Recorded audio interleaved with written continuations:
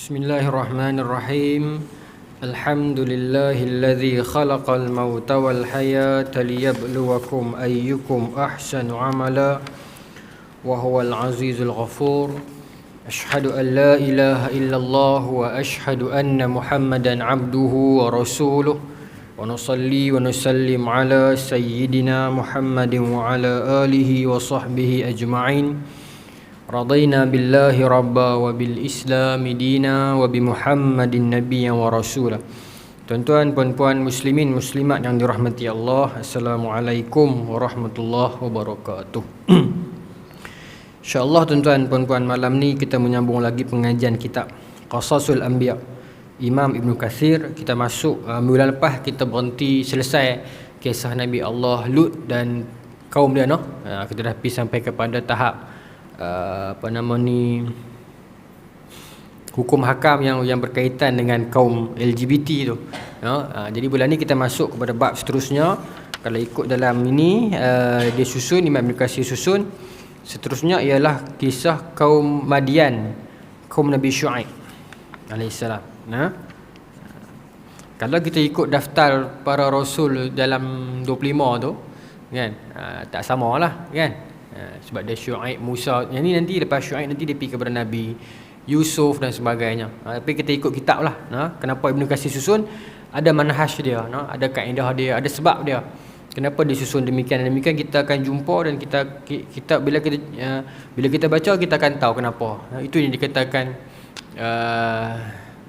manhaj para ulama di dalam kitab dia. Seperti mana yang selalu saya duk kempen, saya duk kata antara cara yang untuk kita boleh kenal seseorang ulama itu ialah dengan kita mulazamah, kita melazimi kitab dia, kita baca kitab dia, maka kita akan tahu dia ni jenis macam mana. Bukan jenis itu bermaksud kita nak judge dia, tidak, tapi untuk kita kenal. Contohnya macam Imam Abu Daud, dalam Sunan Abu Daud, kaedah dia mengkritik hadis, kaedah ada hadis disusun bagaimana, ada hadis yang dia diam. Imam Tirmizi bagaimana, Imam Bukhari, Imam Muslim dalam Tabibul Abwab, penyusunan bab-bab itu menunjukkan kefahaman mereka macam mana dan macam mana.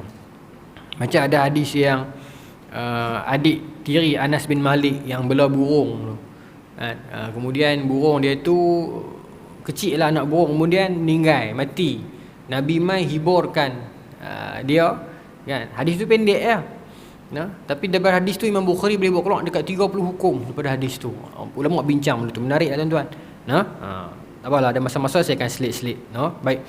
Kisah kaum Madian, kaum umat Nabi Syuaib ini panjang lah. Ke permulaan ini Ibn Katsir berumai ayat Quran yang sangat panjang lah. Surah Al-A'raf.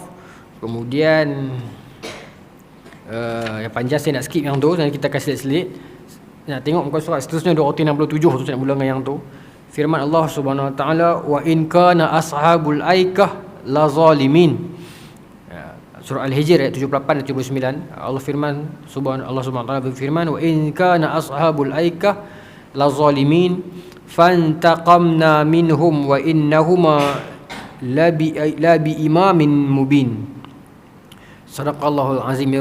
Yang bermaksud, dan sesungguhnya adalah penduduk Aikah itu benar-benar kaum yang zalim, maka kami membinasakan mereka, dan sesungguhnya kedua-dua kota itu benar-benar terletak di jalan umum yang terang. Kita nak cerita yang tu malam ni insya-Allah.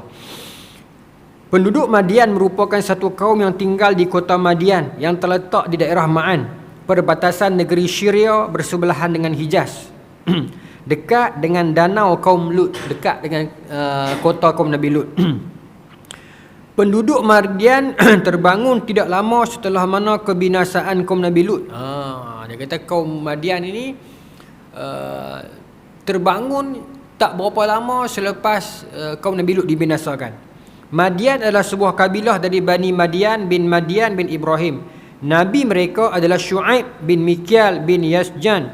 Demikian yang dikemukakan oleh Ibn Ishaq. Ada yang mengatakan bahawa dia ialah Syuaib bin Yasjar ibn Luai ibn Yaqub. Ada pula yang berpendapat dia ialah Syuaib bin Nuwaib bin Ubaid bin Madian bin Ibrahim. Menurut pendapat yang lain, dia ialah Syuaib bin Ifan bin Madian bin Ibrahim. Ada juga yang mengatakan bahawa dia ialah Syuaib bin Daifur bin Ayqa bin Sabit bin Madian bin Ibrahim. Ada pula berpendapat selain daripada hal tersebut. Kok mana pun secara mutawatir bimaknawinya semuanya kesudahan dia ala Ibrahim. Pasal tak? Ya? Semua kesudahan dia kepada Ibrahim. Sebab tu dalam Quran Allah sebut kan, wa may yarghabu an millati Ibrahim illa man safiha nafsah wa laqad istafainahu fid dunya wa fil akhirati la minas salihin wa wassa biha Ibrahim, kan? Allah sebut tentang Nabi Ibrahim alaihissalam, orang-orang yang marah dengan agama Nabi Ibrahim, tidak lain kata Allah, mereka itu tidak lain melainkan memperbodohkan diri sendiri. Walaqad istafainahu fid dunya, Allah pilih Nabi Ibrahim di atas dunia, dan di hari akhirat nanti Nabi Ibrahim tergolong dalam golongan yang soleh. Kemudian Nabi Ibrahim mewasiatkan benda ni, ayat tu bukan saya minta maaf. Selepas ayat tu kata Allah, iz qala lahum rabbuhum aslim qala aslamtu lirabbil alamin, kan? Ketika mana Allah berkata kepada Nabi Ibrahim tunduk, maka dia tak tunggu lama terus dia tunduk kepada Allah Subhanahu Wa Taala. Kemudian wawassa biha Ibrahim, Nabi Ibrahim mewasiatkan benda tu kepada anak-anak cucu dia. Maka sebab tu anak cucu Nabi Ibrahim kebanyakan menjadi mursalin dan anbiya, menjadi para rasul dan juga para nabi. Baik. Ibnu Asakir berkata bahawa ada yang mengatakan bahawa neneknya ialah puteri Nabi Lut. Menurut pendapat yang lain mengatakan ibunya ialah puteri Nabi Lut. Dia termasuk orang yang beriman kepada Ibrahim dan bahkan turut sama berhijrah dengan beliau memasuki Damsyik. Dari Wahab bin Munabbih, dia mengatakan Syuaib dan Mulgham termasuk orang-orang yang beriman kepada Ibrahim pada hari ketika Ibrahim dibakar. Kedua-duanya turut sama berhijrah dengan Ibrahim ke Syria. Betul? Apa namanya? Ke mana? Ke Haran. Haran ini di Syria, ya. Tempat Ibn Taymiyah.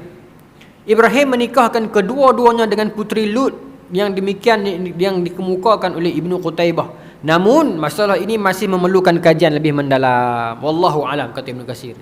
Jadi Ibnu Katsir dia nukilkan pelbagai pendapat siapa dia sebenarnya Nabi Syuaib ini.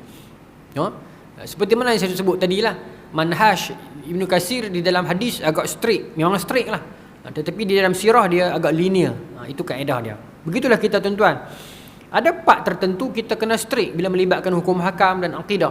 Ada part tertentu yang ada ruang untuk kita berbeza dan khilaf, meskipun kelihatan dia agak janggal dan kurang macam mana?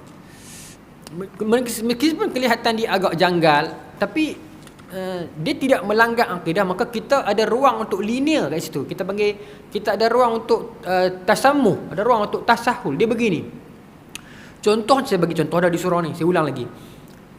Contohnya bila ada orang mengaitkan Rasulullah SAW dengan Melayu, katakan Rasulullah pernah sampai di Sungai Petani, maka kita kena cek hadis, kita kena takhrij, kita kena cari balik mana sumber hang, mana riwayat hang, mai mana apa dalil hang. Samulana rijalakum, kata Ibnu Sirin, kan, cerita kat kami siapa perawi hang. Mereka nak cek seorang-seorang. Kita kena straight pasal dia udhifu ala Nabi, dia dah sanad kat Nabi. Ini sensitif sikit, minta maaf lah. Tapi kalau dia kata Nabi Adam turun di Gunung Jerai, Allah, saya tak mau sebut, saya sebut juga. Tak apalah saya sebut. Bukan saya nak mengata, bukan saya nak mengata ataupun nak membela. Cuma saya nak beritahu, adakah benda itu salah? Boleh jadi salah. Okey. Adakah dia betul? Boleh jadi betul. Tuan-tuan faham? Bukan saya nak membela ataupun nak mengata. Cuma saya nak beritahu, dia ada ruang itu. Mungkin orang kata merepek, ya satu sudut merepek, mungkin betul, ya satu sudut betul. Tapi saya nak beritahu, kalau dia ruang lingkup yang melibatkan Rasulullah SAW, itu yang menjadi sumber hukum, kita tak boleh main-main, kena ada dalil. Tetapi kalau ada ruang lingkup sirah, ada sisi sirah, misalnya orang kaji-kaji, ada penemuan kapok baru yang digunakan pada zaman Firaun. Kapok tu orang kaji di sejarah, ada pentarihan hidrokarbon dan semua tu, jumpa kapok ni zaman tu cuma berada di negeri ni sekian-sekian. Ada tak kemungkinan negeri ni ada hubungan dengan zaman Nabi itu? Dia tak melibatkan hukum dan dia tak sanad kat baginda Nabi SAW. Dia ada ruang untuk berbeza itu. Saya nak beritahu yang tu sebenarnya. Bukan saya nak kata sotih-potih betul atau sotih-potih salah. Ya. Sebab ya, dia ada ruang itu. Cuma selebihnya para akademik lah yang kaji. Bukanlah saya nak main nak kata betul atau salah, cuma saya nak beritahu ada ruang itu. Sebab tu Ibnu Katsir tuan-tuan tengok. Sebab saya beritahu dalil kita. Kaedah kita pakai manhaj Ibnu Katsir. Ibnu Katsir tuan-tuan kalau kita tengok dia nukilkan hadis, keras, straight. Palsu-palsu ah. Daif ah. Ya? Sebab dia kelompok itu. Dia anak murid Ibnu Taymiyah. Tapi kita buka kitab sirah dia ini, pada ruang-ruang Nabi-Nabi terdahulu, tuan-tuan tengok ada ruang untuk dia tasamuh, ada ruang dia tasahul sikit, dia linear sikit. Dia petik cerita itu. Tuan-tuan ingat tak pada zaman Nabi Nuh dulu kita cerita Ibnul Araj, dia cerita tentang seorang lelaki yang sangat tinggi yang duduk dalam kapal Nabi Nuh. Kemudian dia cerita tentang tentang riwayat yang syurga berada di atas dunia, satu riwayat yang lemah. Bukanlah palsu tapi lemah, perawi itu dipersoalkan, tetapi dia masukkan agar ruang di dalam sirah itu terisi. Itu cerita dia. Sebab ahlul hadis dia mementingkan authenticity of the hukum. Ahlul sirah dia mementingkan apa? Kronologi. So kalau kita ambil authenticity yang autentik semata-mata, dia akan jadi lompang.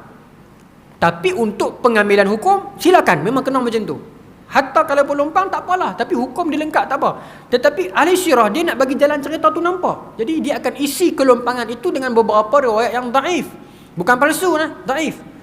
Jadi begitu. Tapi untuk nak ambil jadi hukum tak boleh Tapi nak ambil sebagai jalan cerita selagi tidak berselisih dengan akidah, tidak berselisih dengan kita punya hukum syariat, maka boleh. Ada ruang itu, saya nak bagi kita yang tu sebenarnya. Tuan-tuan, kita jangan fikir yang saya nak main nak sokong ataupun saya nak main nak merendahkan, tidak. Cuma saya nak bagi kita secara akademiknya begitu. Baik. Sebab tu Ibn Katsir sebut macam tu. Dia kata yang disebut tentang dua orang lelaki ni termasuk salah seorang Nabi Syuaib dan Mulgham, termasuk orang yang beriman kepada Nabi Ibrahim semasa Nabi Ibrahim keluar daripada api tu. Dia kata apa? Fihi qal, masalah ini memerlukan kajian lagi, perbincangan lagi. Betul lah, sebab kalau ikut ada satu riwayat kata fa amanahu Lut, seorang lelaki beriman dengan Nabi Ibrahim sebab Nabi Ibrahim keluar daripada api, itu Nabi Lut. Jadi yang mai mengatakan dua orang ni sumber dia mana? Tu kita kena ada kajian lagi, dia beritahu tu. Dia tak kata haza ni dua ni kajian pendapat ini merupakan pendapat yang merepek dan merapu. Tak kata tu. Dia kata memerlukan kajian lagi. Itu kita penting, kita kenal ulama, kita kenal manhaj dia, kita tahu cara dia berfikir dan kita ikut cara depa. Muqtadil. Macam Imam Zahabi kan muqtadil. Kita cuba duduk pada satah yang itu, satah yang muqtadil. Bukan kata lalang tidak, tetapi yang boleh berlaku adil kepada ruang yang boleh kita berlapang dada dan boleh kerah pada ruang yang kita tak boleh bagi muka.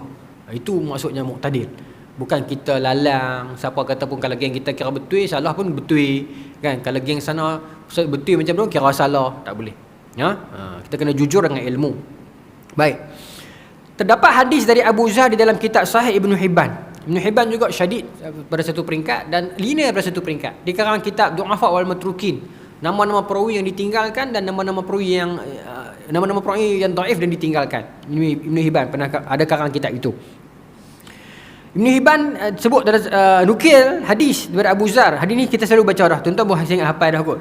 Yang Abu Zar tanya Rasulullah tu, berapa orang Nabi bangsa Arab? Kan? Berapa orang Nabi bangsa Arab? Kata Nabi SAW, ada 4 orang Nabi yang termasuk dalam masa Arab, iaitu Nabi Hud, Nabi Saleh, Nabi Syuaib dan Nabi Mu ini. Nabi yukum haza, Nabi kamu ini. 4 orang Nabi bangsa Arab. Dalam 25 Rasul itu, yang wajib kita ketahui itu 4 orang sahaja bangsa Arab. Baik. Maksudnya dalam 20% sajalah 4 orang ni. Baik. Sebahagian ulama salaf ada yang menyebut Syuaib dengan sebutan Katibul Anbiya dalam erti kata kerana kefasihan. Khatib, kerana kefasihan, ketinggian dan kebaikan ungkapan kata-katanya dalam menyeru kaum beriman pada risalah yang dibawanya. Ibnu Ishaq bin Bashar meriwayatkan dari Juwaibir bin Muqatil dari Ibn Dahaq dari Ad-Dahaq dari Ibnu Abbas.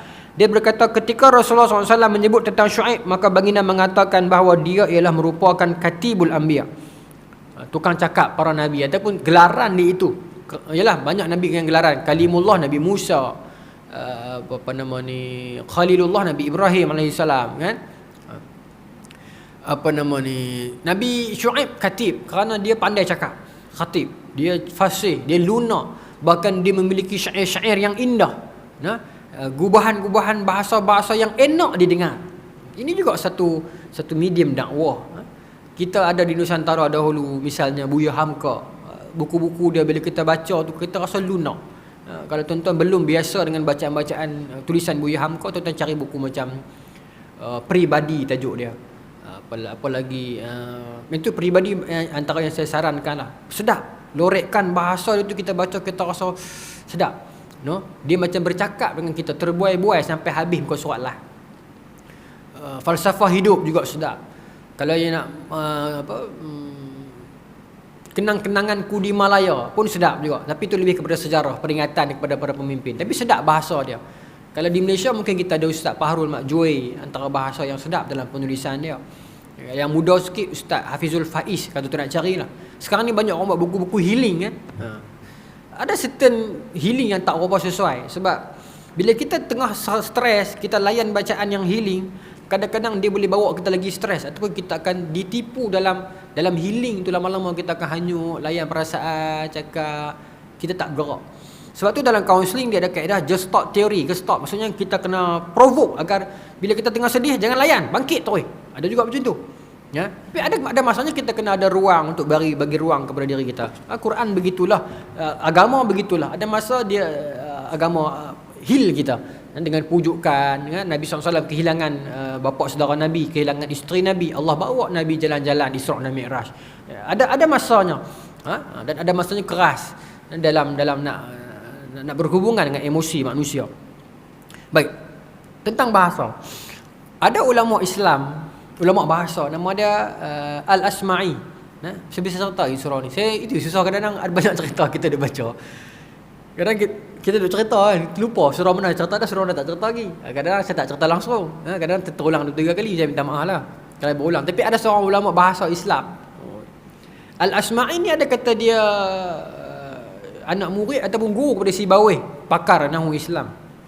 Saya tak pasti dia anak murid ataupun dia guru. Tapi Al-Asma'i ni wujud lah, seorang tokoh besar. Kalau tuan buka dalam Syiar Alamin Nubala, memang nama dia ada dalam Al-Asma'i ni, ada cerita dia.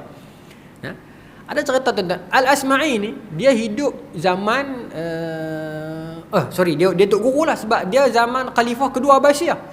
Dia zaman Khalifah pertama Abu Abbas As-Saffah, Khalifah kedua tu Abu Ja'far Al-Mansur kan. Okey. Jadi Al-Asma'i ni hidup zaman tu. Saya nak cerita pasal bahasa indah ni. Abu Ja'far Al-Mansur ni tuan-tuan, dia khalifah. Ada kata dia zalim. Tapi macam mana khalifah ni, pemimpin politik ni, kadang-kadang in order for him to be a better politician, sometimes dia kena ada certain of self-assertiveness, kan? Dia kena ada orang panggil apa? Ketegasan, kezaliman, ketegasan tu dia kena ada sikit. In order for you to be a great politician, a great leader, dia kena ada jadi gitu, kena ada kahak sikit, kena ada pandai trik sikit. Bukan benda tu nak bermaksud kita langgar hukum, tapi bermaksud kadang-kadang, okay? Macam Tun Mahathir pernah sebut dekat satu wawancara dekat London tu kan, dia katakan, in order to make a democracy works, untuk nak buat demokrasi itu function, kita kena ada certain limit. Tak boleh demokrasi itu bermaksud kita bagi buka semua ruang, tak boleh, kan? Okey, baik. Jadi Abu Ja'far Al-Mansur ni tuan-tuan, dia pemimpin, dia khalifah kedua Abbasiyah. Kota Baghdad tu dia yang buka. Okey. Kota Baghdad dulu masa mula-mula Abbasiyah naik, dia take over, dia jatuhkan apa nama ni, Bani Umayyah dalam PRN depa lah kan. Abbasiyah naik, jatuhkan Umayyah. Kemudian 124 Hijrah, Abu Abbas As-Saffah ni dia bunuh ramai pemimpin-pemimpin Umayyah. Sebahagiannya lari. Antara yang lari tu Abdul Rahman Dakhil, dia lari pergi Cordova masa tu, Andalus. Okey, di Maghribi masuk Andalus. Itu yang Umayyah ada di Andalus. Tapi tak apa.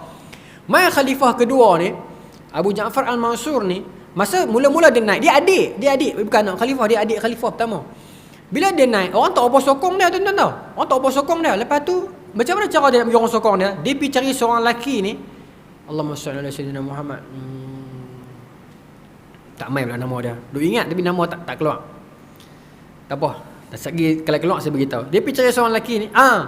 Abu Muslim Al-Khurasani. Dia pergi cari Abu Muslim Al-Khurasani. Dia kata, wahai pak cik, Abu Muslim Al-Khurasani ni dialah yang tolong Abu Abbas As-Saffah kempen dulu untuk Abbasiyah. Cerita panjang kan. Bila Abbasiyah dah naik, Abu Muslim balik Khurasan.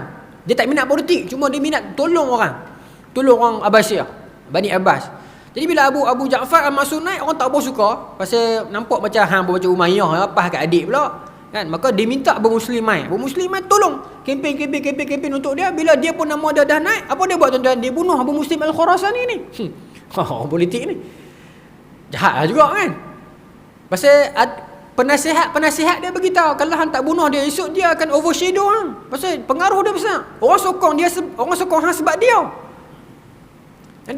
Nanti kalau hang nak digulingkan pun, kalau hang nak naik pun sebab dia, hang nak jatuh pun sebab dia. Kisah hang Nadim pun lebih kurang macam tu lah, tuan-tuan kan. Baik. Kalau zalim lah dia. Tapi dalam masa yang sama dia juga baik, dia juga perawi, dia juga dia ada riwayat hadis juga. Dia member dengan Imam Malik. Sebab tu masa peringkat awal Imam Malik, Abu Ja'far Al-Mansur ni dia buat, tuan-tuan ada buat macam mana? Siapa yang tak bai'ah dia ataupun tarik bai'ah kepada dia akan jatuh talak 3 kepada bini sendiri. Macam biasa dengar yang benda tu kan?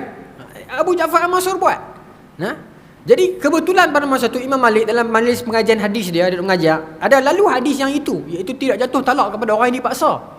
Kebetulan masa tu mai bab tu. Bukan Imam Malik saja nak pergi baca hadis tu pada masa itu, tidak. Tapi kebetulan pada masa tu belah banyak duduk mengajar hadis sehari ni, ada hari tu hadis tu. Musim tu pula. Macam saya baru ni tuan-tuan di Masjid Pajak Song, apa nama, Riyadhus Salihin, kena dalam bab sabar. Hadis tu Imam Nawawi dalam kitab sabar. Tapi hadis tu tentang mentaati pemerintah. Sabar dengan dia. Walaupun dia zalim, tetapi kita kena tunaikan hak kita sebagai rakyat. Walaupun dia zalim, tapi kita bil kena bayar. Kita tak boleh curi elektrik. Walaupun dia zalim, kita kena bayar juga. Sambil kita buat kerja kita, tunaikan hak kita. Esok kalau kita tak suka kita kena jatuhkan dia, mengikut saluran yang betul. Tapi saya susah hati. Sebab apa? Hadis tu dia lalu time sini, time PH. Orang akan kata saya PH. Tapi kalau hadis tu saya lalu masa time PN, orang akan kata saya PN, betul ya? Pasal hadis tu dia bawa macam seolah-olah bahasa tu seolah-olah macam nak bagi tahu, bukan seolah-olah, memang seolah mentaati pemimpin zalim. Tapi bukan taat dalam arti kata perkara maksiat, tidak. Tetapi hak sebagai rakyat kena tunai. Kalau tidak, semua orang langgar. Pemimpin zalim, kita langgar traffic light, kita tak payah bayar bil, tak payah bayar cukai, maka akan runtuh negara. Itu maksud Nabi. Tapi penerimaan para pendengar itu bila masuk di bina sosial, orang akan keras-keras, orang kata tengok dia ni ustaz kerajaan ni kan, nampak ni ustaz apa walanon, orang kata tu kan. Tapi kalau benda ni dibaca dulu, dia tak kata walanon, dia kata walaon pula. Tak habis-habis lah. Gelaran kita ni kan tak pernah sudah kan. Tapi kalau kita fokus on akademik, baik pergi orang nak kata apa pun, kita dah lalu masa tu, buat guna kan. Baik, sama macam Imam Malik. Jadi bila lalu pada masa tu, maka pegawai-pegawai pun ada lah, geng-geng jasa ni. Pegawai Abu Ja'far Al-Mansur, kita tengok Imam Malik dia kempen agar kita lawan dengan Abu Ja'far Al-Mansur. Orang ajak ni, kita nak naik grade, kita mau hukum dia. Maka ni jenis terlebih lajak pada laju ni. Ada menteri pun kena hati-hati dengan para pegawai dia. Kadang-kadang menteri okey, ni pegawai lebih-lebih ni kan. Maka para pegawai ni pun tangkap Imam Malik, sebab dia arak keliling Madinah. Pasal hukuman dia atas sebab dia ni macam nak menjatuhkan kerajaan ya. Tapi akhirnya berita ni sampai dekat Abu Ja'far Al-Mansur. Ya, Abu Ja'far Al-Mansur kenal Imam Malik siapa. Maka dia minta maaf pada Imam Malik. Kemudian dia minta Imam Malik tulis satu kitab untuk jadi panduan kepada dia. Imam Malik tak mau peringkat awal. Tapi dia kata kalau hang sebagai orang berilmu tak mau, siapa lagi? Akhirnya Imam Malik buat. Lepas tu dia tapi masa kitab tu siap, 159 siap kitab tu, dia tak ada dah. Dia meninggal 158. Tapi nak abang kata dia nak jadikan kitab Muwatta' Imam Malik tu kitab rasmi, tapi Imam Malik tak mau. Sekadar nak rujuk untuk dia ataupun bapa dia beradik dia boleh. Tapi sebagai rasmi rujukan Abbasiyah, Imam Malik tak bagi lah. Muwatta' tu 159 siap kitab tu Imam Malik karang hijrah. 158 dia meninggal setahun sebelum. Dia tak sempat baca lah. 160 hijrah Imam Syafi'i pi Madinah, hafal kitab tu dengan Imam Malik, pi ngaji kitab tu dengan Imam Malik. Baik. Tapi kitab tu tuan-tuan, pada zaman Napoleon masuk ke Mesir 1798 ke 18. Tapi tuan baca lah nanti sejarah Napoleon masuk Mesir tu, memang ada pegawai dia bawa keluar kitab tu, eksport balik ke Perancis. Dan sense of kitab itu, intisari kitab itu dijadikan civil law. Kan common law di England, civil law di Perancis kan. Dia kena baca sejarah tu, menarik. Bagaimana Muwatta' Malik masuk memberi pengaruh kepada civil law di Perancis. Ada kajian tu di Eropah. Baik. Apa sebab Imam Malik, saya pergi baca Imam Malik, saya nak buat tahu balik. Imam Malik, Abu Ja'far Al-Mansur. Okey, Abu Ja'far Al-Mansur maksudnya dia baik. Tapi dia macam tu. Okey, dia ada keilmuan. Dia khalifah tapi dia ada keilmuan. Apa keilmuan dia tuan-tuan? Khalifah Abu Ja'far Al-Mansur, dia boleh hafal apa sahaja sajak ataupun syair yang orang baca depan dia dengan dengar sekali ya. Katalah tuan-tuan mai depan dia, tuan-tuan baca satu sajak syair yang sedap, dia dengar sekali cukup. Okey, dia boleh ulang balik. Oh, itu kelebihan dia. Okay. Lepas tu pula Khalifah Abu Ja'far Al-Mansur juga ada seorang hamba, seorang pekerja hamba dia, laki, yang boleh hafal syair dengan dengar 2 kali. Sekali dia tak boleh hafal lagi. Dia dengar 2 kali baru dia boleh hafal. Okay. Dan Khalifah Abu Ja'far Al-Mansur ni juga ada seorang lagi hamba perempuan yang boleh hafal syair dengan cara dia dengar 3 kali. 2 kali dia tak boleh ingat lagi. 3 kali dia dengar, okey, dia boleh hafal ngulang sampai habis.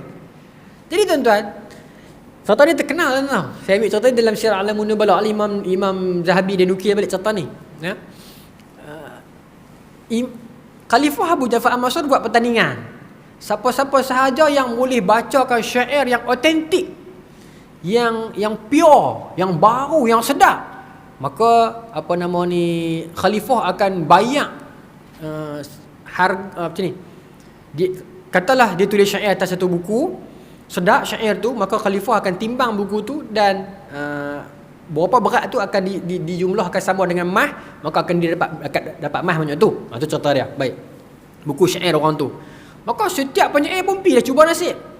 The problem is para penyair tu dia bagi syair yang betul, syair yang reka sendiri ni. Mana ni make Google AI bukan ada lagi zaman tu.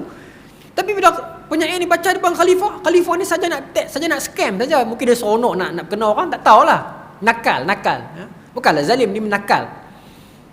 Maka bila baca, maka khalifah kata, "Hai, betul ke syair hang ni? Syair saya lah, tuanku saya buat sendiri khalifah." "Hai, saya bisa dengar dah." Penyair kata, "Mana ada, saya baru reka semalam je."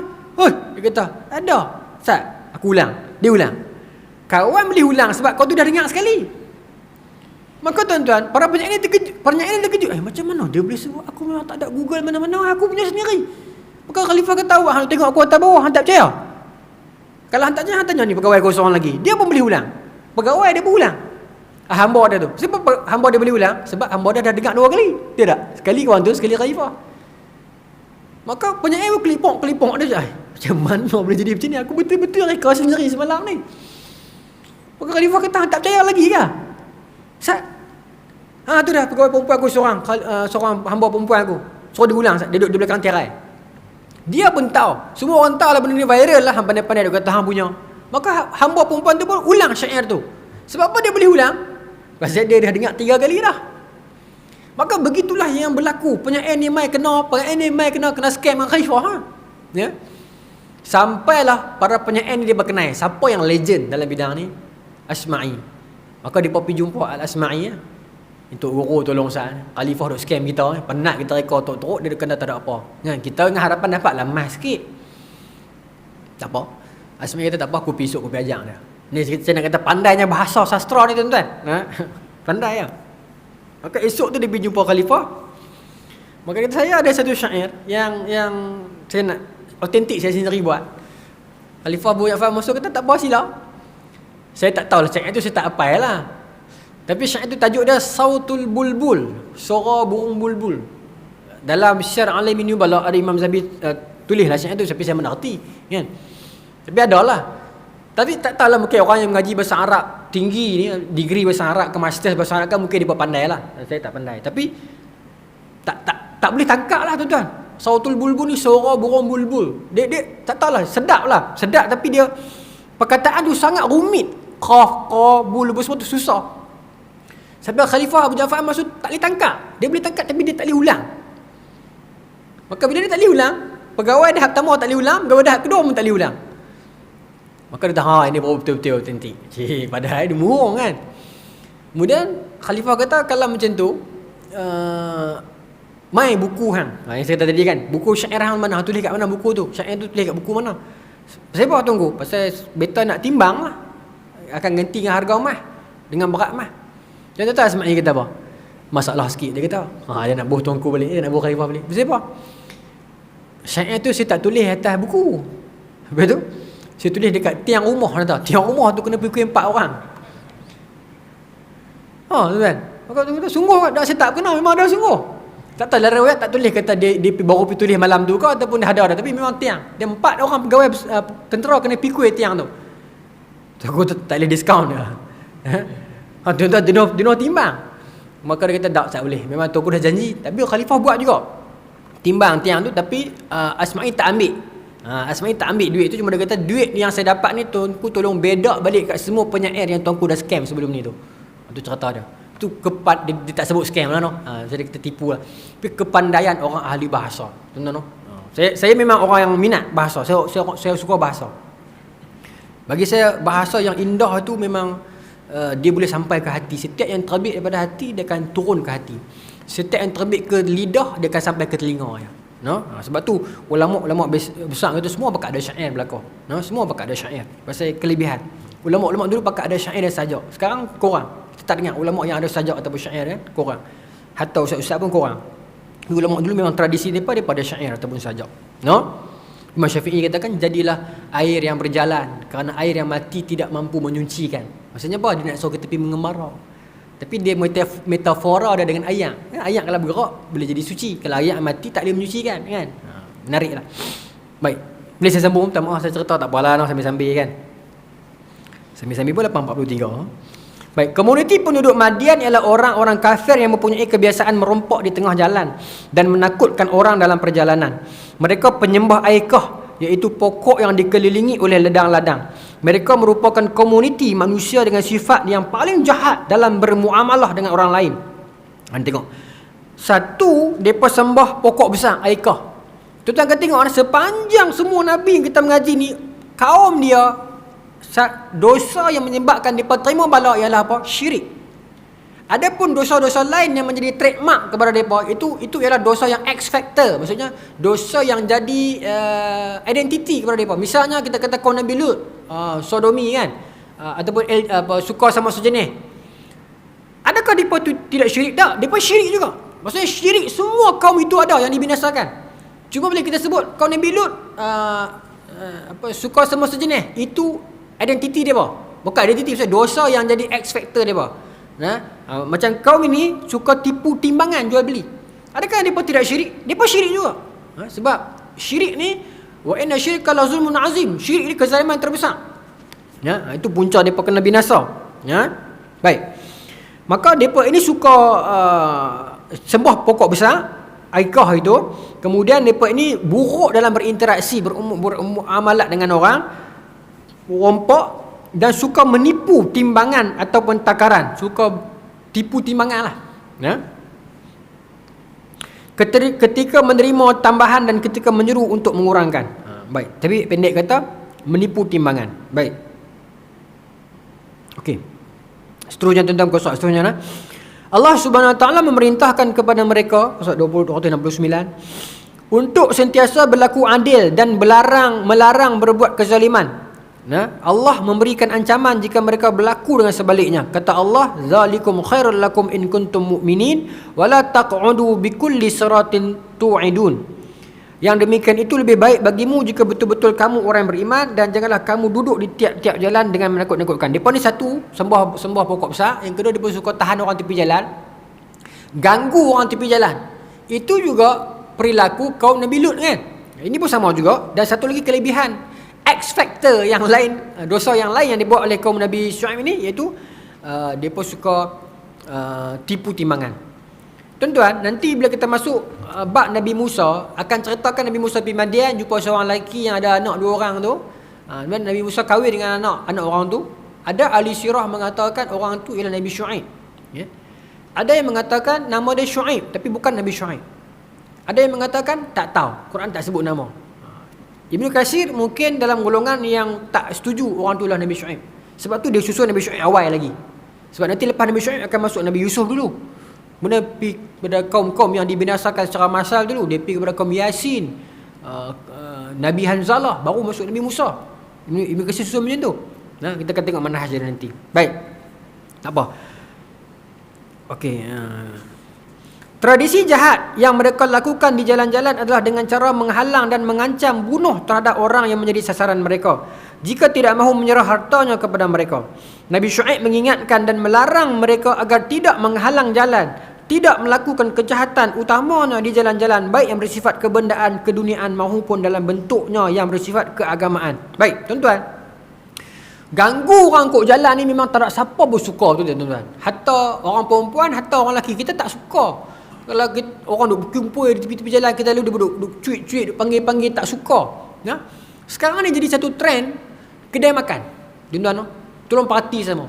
Di kedai-kedai makan sekarang, tuan-tuan, budak-budak muda ni suka duduk ramai-ramai main game. Ya? Main game pula, dia tak hirau orang keliling. Dan bila main game ni, di mulut mereka tu, ni pemerhatian dan tuan-tuan pun tahu benda ni. Di mulut mereka tu, sial lah apa dah, do tak apa lagi lah. Macam-macam mencarut keluar habis. Baru saya sembang dengan seorang waris, dia cerita kat saya, anak saya ni sopan, Ustaz. Tak pernah cakap mencarut, tapi satu hari saya bang tengok dia main game, saya terkejut. Mencarut di mulut sedia. Pasal dia pun main game kan, dia pun boleh berinteraksi dengan kawan dia dalam game. Ya. Lah ni jadi budak-budak muda suka duduk di kedai makan pasal dapat wifi, ataupun dia dapat duduk ramai-ramai main game. Order yang segelas, main game penuh meja ni, dengan rokok, dengan vape berkepul-kepul, dengan duk mencarut, penuh bising. Tepi kiri kanan ni mak pak kan, bacik-bacik lah budak-budak muda lah. Dia sampai tak ada satu tak ada heran, no? Tak ada takut dengan orang tua-tua, tak ada segan. Angkat kaki dengan seluar pendek. Susah hati tengok, tuan-tuan. Saya jadi awak lah, no? Kita dulu pun lagu tu. Saya muda-muda memang sekolah, zaman mengaji pun dulu duduk lepak ramai-ramai juga kedai makan tengok bola, tapi tak riuh, tak bising, tak berani berkumpul ramai-ramai, segan kat orang kampung, segan kat bacik-bacik meja keliling ni kan. Dia tak heran. Nama kata dia duduk minggir ramai-ramai tu. Tuan-tuan kalau jadi kat depan kita pergi marah, tuan-tuan, jangan bagi muka, pasal dia jadi biadab. No? Dia jadi biadab. Kadang-kadang tepi-tepi tu ada orang tua-tua, ada pakcik-makcik bawa anak, kan, dia tak ada heran, dia maki bodoh, sial semua tu lah. Duk main game ni. Ya, game cukup bahaya, tuan-tuan. No? Kena kontrol. Tu ancaman besar mula ni, no. No? Tak ada hormat, no? Tak ada orang suka. Dia melepak kedai, kadang-kadang toki kedai makan pun tak suka, duk lepak penuh sangat, nanti orang tak pergi kedai dia. Kadang-kadang kedai tu sedap, kita nak pergi tapi kita semua duk melepak ni, kita tak pergi, kan? Kesian kat toki tu. No? Baik. Tak apalah. Okey, jadi depa ni suka pergi kacau orang kok jalan, no? Baik, sambung lah. Boleh lagi kan? 2 minit lagi nak azan. Okey.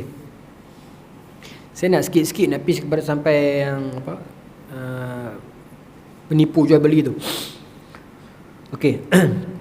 Nabi Syuaib juga menyeru kepada kaumnya dengan ayat yang dirakamkan Allah, wala tanqusu mikyal wal mizan. Inni arakum bi khairin wa inni akhafu alaikum azab yaumin muhit. Surah Al-Hud, surah Hud ayat 84. Dan janganlah kamu kurangkan takaran dan timbangan. Wala tanqusu mikyal wal mizan. Takar dengan timbang. Takar ni apa? Dacing. Timbang lah kan. Sesungguhnya aku melihat kamu dalam keadaan yang baik, dan sesungguhnya aku khawatir terhadap kamu akan azab hari yang membinasakan. Inni arakum bi khairin. Aku tengok kamu baik. Baik ni maknanya apa? Sebab tu Quran kena berguru, tidak kita akan salah faham. Kata Nabi Syuaib, jangan wala tanqusu mikyal wal mizan, jangan kamu kurangkan takaran dan timbangan, kerana ini arakum bi khairin, aku melihat kamu baik. Baik itu maknanya apa? Azan dulu. Jadi baik baik itu maksudnya apa? Dalam tafsir kata baik itu bermaksud kalau hampa tak tipu pun hampa dah untung dah, itu makna baik. Maksud baik itu bermaksud keadaan baik, hampa dalam keadaan yang dah untung dah. Bukan bermaksud kita kata menipu tu baik. Kalau kita terjemah bulat-bulat, ini arakum bi khairin, aku tengok apa ni dalam keadaan baik, bermaksud hampa menipu jual beli, kurangkan timbangan, maka aku melihat apa ni baik. Kita terjemah saja kacau. Pada orang kat tipu timbangan kan. Baik. Maka dalam tafsir kata inni arakum bi khairin, bermaksud aku melihat kamu dalam keadaan baik. Maksudnya baik-baik saja. Kalau kamu tak tipu pun dah untung dah. Kalau kamu tak tipu timbangan, tak kurangkan timbangan, tak ejah penimbang tu, dah untung dah. Itu maksud aku dah baik dah. Tapi kamu tipu lagi. Itu maknanya. Tuan-tuan, Quran sangat menarik. Saya tuan-tuan, dalam Quran saja ini info luang saja tak kena menang. Dalam Quran ada 2 ayat yang menarik, bukan ayat perkataan, bukan. Tak tahulah perkataan ke ayat. Satunya kullum fi falakin yasbahun. Di surah apa? Yasin. Kullum fi falakin kan yasbahun. Kullum fi falakin. Kullun kalau apa? Kullun fi falakin. Satu lagi ayat dia Rabbaka fakabbir. Surah Mudassir ke tu? Kan Mudassir kan. Rabbaka fakabbir. Tuan-tuan apa menarik dua ayat ni? Dua ni. Dia boleh dieja ke depan dan ke belakang sama. Tiga try. Rabbaka fakabbir. Fakabara. Tuan patah balik. Rabbaka fa ya. Rabbaka fakabara. Rabbaka fakabbir. Boleh eja kat sini? Boleh eja kat sini. Tuan balik buka Quran tengok. Satu lagi kullun fi falakin. Kullun fi falakin. Patah balik. Ka lan fa kullun fi fa ya fa lam ka. Tasya'an tuan-tuan. Banyak lagi lah Quran ni menarik. Saja saya share. Hebatlah Quran ni tuan-tuan. Dan boleh tuan-tuan tengok. Rasa kagum lah Allah SWT buat kan. Baik. Sambung tuan-tuan.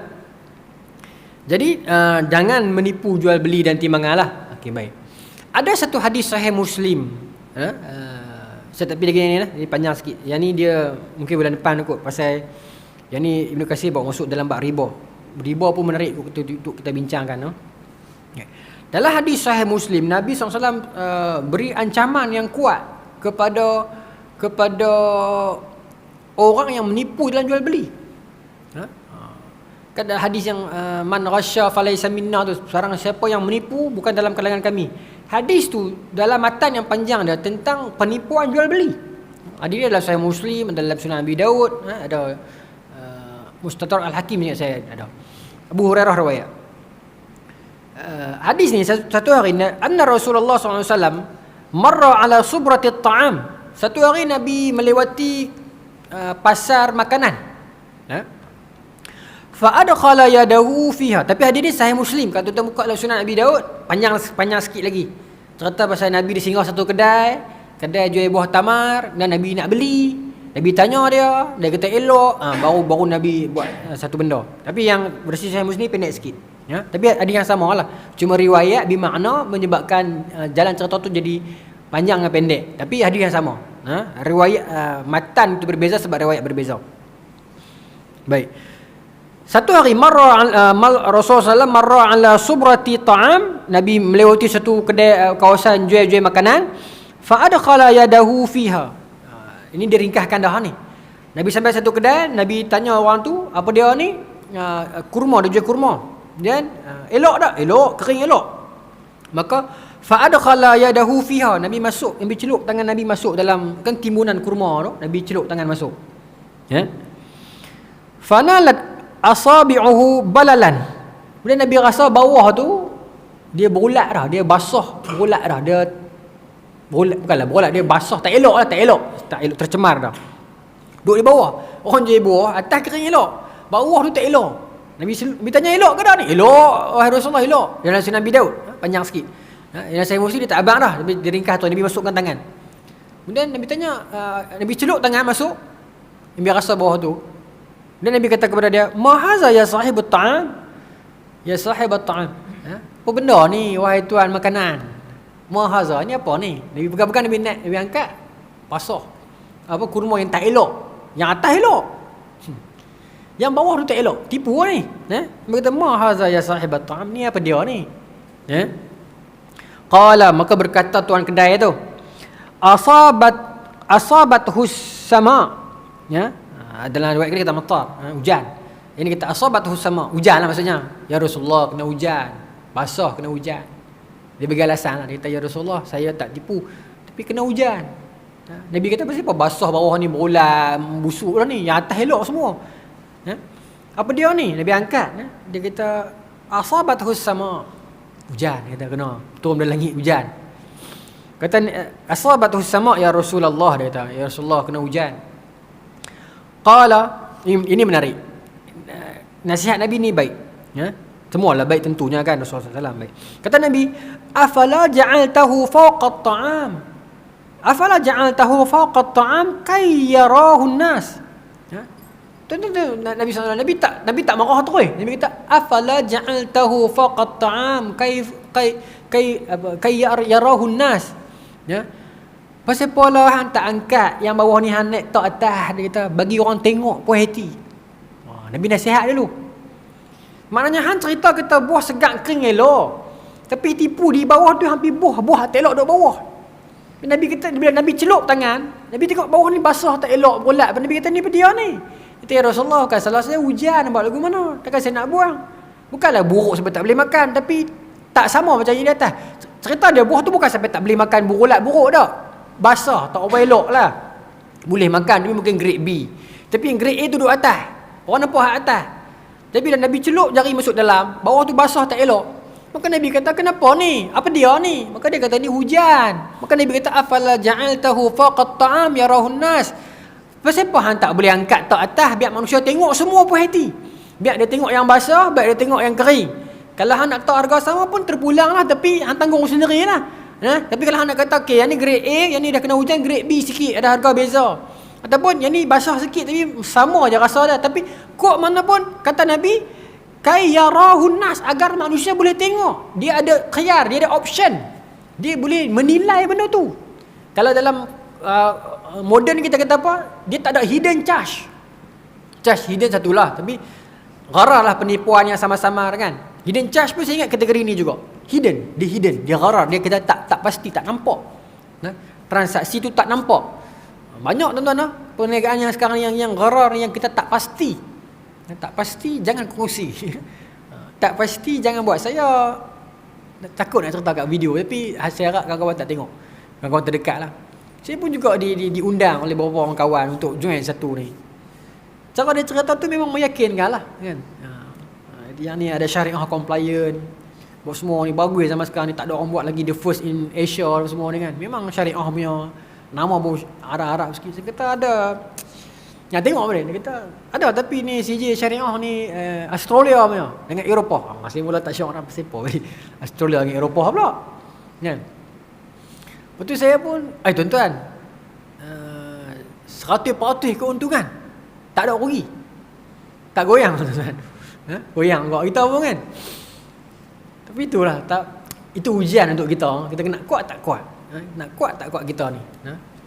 Lepas tu kita tengok kawan-kawan yang masuk juga, orang yang beragama, dan ada beberapa orang selebriti agama yang masuk. Kita tengok sendiri, kita boleh goyang ya. Tapi bila kita kaji balik, kalau pun dia tak haram tapi dia samar, dia main ikut mana ni?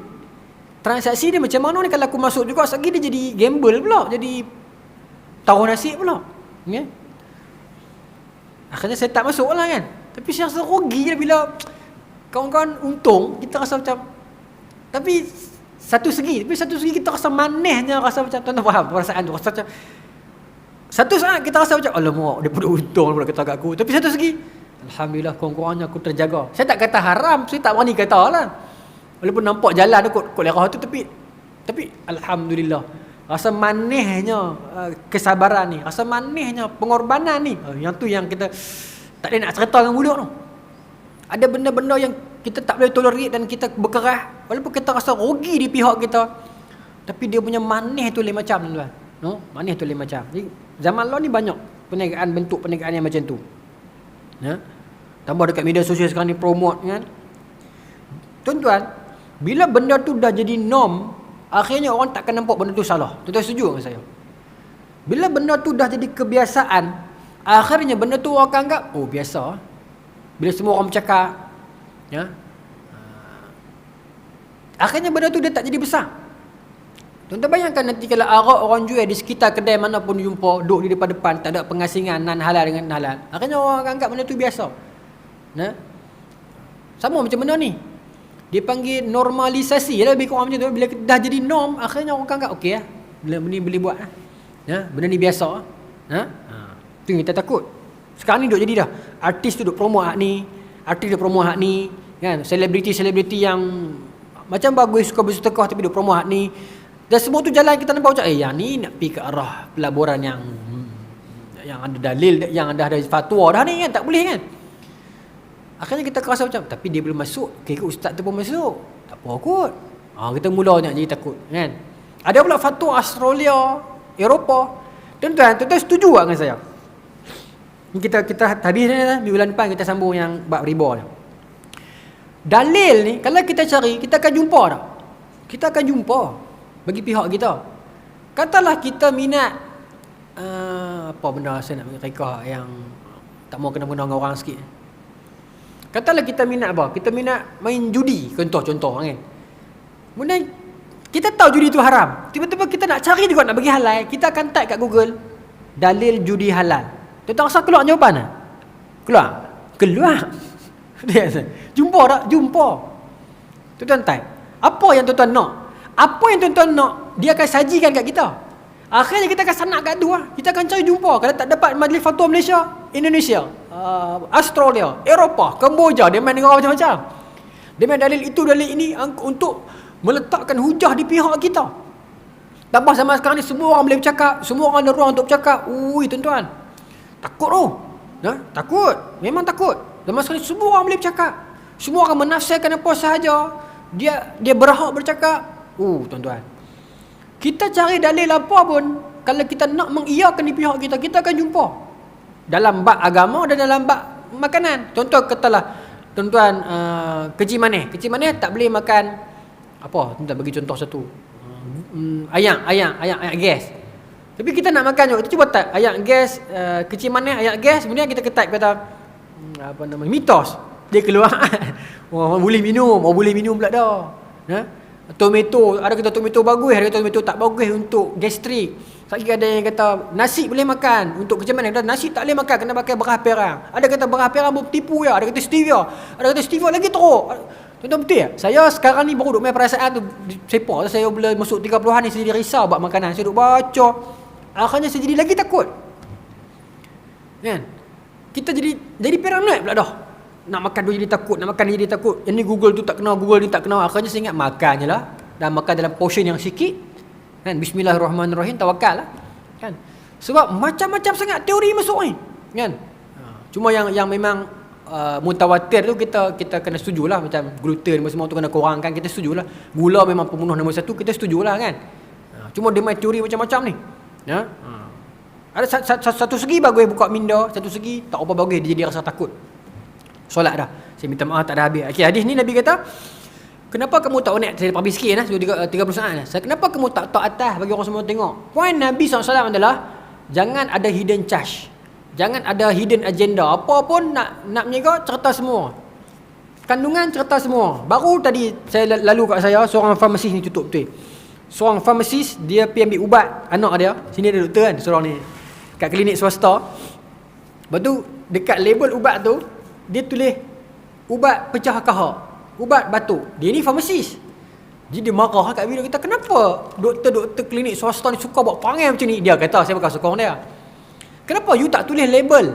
Ini adalah function, bukan nama dia kata. Function dia pecah kahak. Jangan cerita kat I nak tahu nama dia. Marah dia kan. Dia kata, you cerita pecah kahak lah, batuk lah, apalah. I nak tahu nama dia apa. Kemudian dia koyak lah yang luar tu kan. Dalam tu ada nama tu, dia padam, dia contiang buang. Kita kenapa you perlu padam kalau you berani? Dia kata betul lah kan. Tapi ni orang farmasi lah, saya tak mau terlibat lah. Cuma saya nak beritahu, ada orang yang macam tu. Saya nak tahu konten dia, sebab saya nak tengok betul ke tak betul untuk anak saya. You tulis dekat luar ni batuk, betul ke batuk? Kan?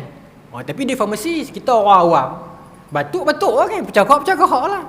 Saya ingat macam tu lah juga kot, yang bergaduh kat agama ni pun nak dalil macam tu kot. Yang nak dalil ni yang farmasi tu lah. Saya nak tahu dalil apa, kan? Tapi orang awam hang abang batuk lah, minum lah. Tapi yang best orang tu, farmasi tu dia kata, baik saya beli ubat-ubat tradisional orang Melayu buat ni, minyak asmok dia kata kan. Korang-korang kat belakang tulis satu-satu ramuan. Dia kata, betul lah juga kan. Tapi saya bukan nak kata dia betul. Sebab saya kata, dalam bidang apa pun ada orang bergaduh. Tu saja. Wallahu ta'ala alam. Dan bulan depan kita sambung, Nabi Syuaib tak habis. Bulan depan kita nak pergi kepada penipuan tu. Ibnu Katsir dia bawakan kepada penipuan, dan kaum Madian ni antara kaum yang paling awal yang membuat riba. Dia cerita yang tu. Kita cerita bulan depan. Allah Ta'ala alam. Bismillahirrahmanirrahim. Allahumma razuqna fahman nabiyyin wa fadl mursalin wa ilma malaikatil muqarrabin wahdina fi hidayatil arifin bi rahmatika ya arhamar rahimin walhamdulillahirabbil alamin. Assalamualaikum.